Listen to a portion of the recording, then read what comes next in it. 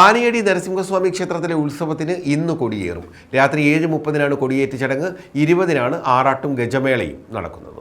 ആനയടി പഴയിടം ശ്രീ നരസിംഹസ്വാമി ക്ഷേത്രത്തിലെ തൃക്കൊടിയേറ്റ് 2016 ജനുവരി 11 തൃക്കൊടിയേറ്റോടുകൂടി സമാരംഭിക്കുകയാണ്.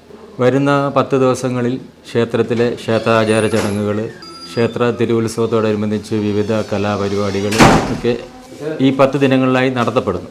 അതിലേറ്റവും പ്രധാനം എന്ന് പറഞ്ഞാൽ നമ്മൾ 6ാം ഉത്സവ ദിവസമായ ജനുവരി 16 തീയതി നടത്തുന്ന സാംസ്കാരിക സമ്മേളനം. ഈ സാംസ്കാരിക സമ്മേളനം ഇപ്രാവശ്യത്തെ നമ്മൾ അറേഞ്ച് ചെയ്തിരിക്കുന്നത് ബഹുമാനിയായ ക്ഷീര വികസന വകുപ്പ് മന്ത്രി ചിഞ്ചുറാണി ഈ സാംസ്കാരിക സമ്മേളനം ഉദ്ഘാടനം ചെയ്യുകയും നമ്മുടെ ഈ മികച്ച പ്രതിഭകൾക്ക് ഈ തിരുവുത്സവത്തോടനുബന്ധിച്ച് കൊടുക്കപ്പെടുന്ന നരസിംഹജ്യോതി പുരസ്കാരത്തിന് അർഹയായ ശ്രീമതി ആശാ ശരത്തിന് നമ്മുടെ ബഹുമാന്യനായ മാവേലിക്കരയുടെ MP ശ്രീ കൊടിക്കുന്നിൽ സുരേഷ് ആനയടി പഴയിടം നരസിംഹസ്വാമി ക്ഷേത്രത്തിലെ ഉത്സവത്തിന് ഞായറാഴ്ച രാത്രി 7:30 കൊടിയേറും. തന്ത്രി ജാതവേദര്, കേശവര് ഭട്ടതിരിപ്പാട്, രമേശ് ഭട്ടതിരിപ്പാട് എന്നിവർ കാർമ്മികത്വം വഹിക്കും. കേരളത്തിലെ അതിപുരാതനവും ചരിത്രപ്രസിദ്ധവുമായ നരസിംഹക്ഷേത്രങ്ങളിൽ ഒന്നാണ് ആനയടി നരസിംഹസ്വാമി ക്ഷേത്രം. ഇവിടുത്തെ പ്രധാന പ്രതിഷ്ഠ നരസിംഹമാണെങ്കിലും വിഷ്ണുവിൻ്റെ പൂജാക്രമമാണ് ചിട്ടപ്പെടുത്തിയിരിക്കുന്നത്.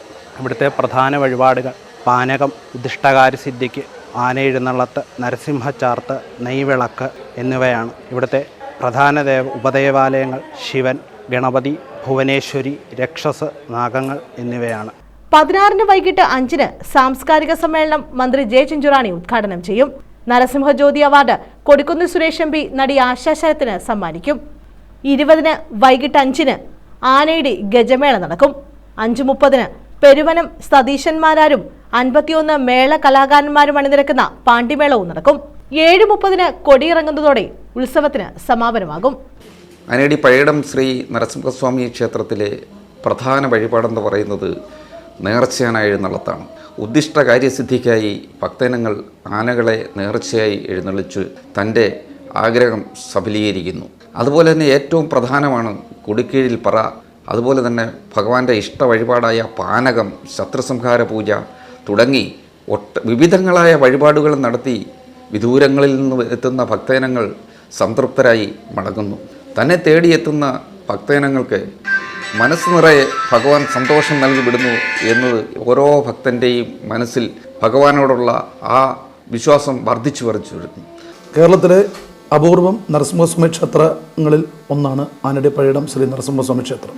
ആചാരാനുഷ്ഠാനങ്ങളുടെ വൈവിധ്യം കൊണ്ടും ഭക്തജനങ്ങളുടെ പ്രാർത്ഥനാ നിർഭരമായ സാന്നിധ്യം കൊണ്ടും ഇന്ന് കേരളത്തിലെ അതിപ്രശസ്തമായ ക്ഷേത്രങ്ങളിലൊന്നായി മാറിയിരിക്കുകയാണ് പഴയിടം ശ്രീ നരസിംഹസ്വാമി ക്ഷേത്രം. News bureau, Sooranad.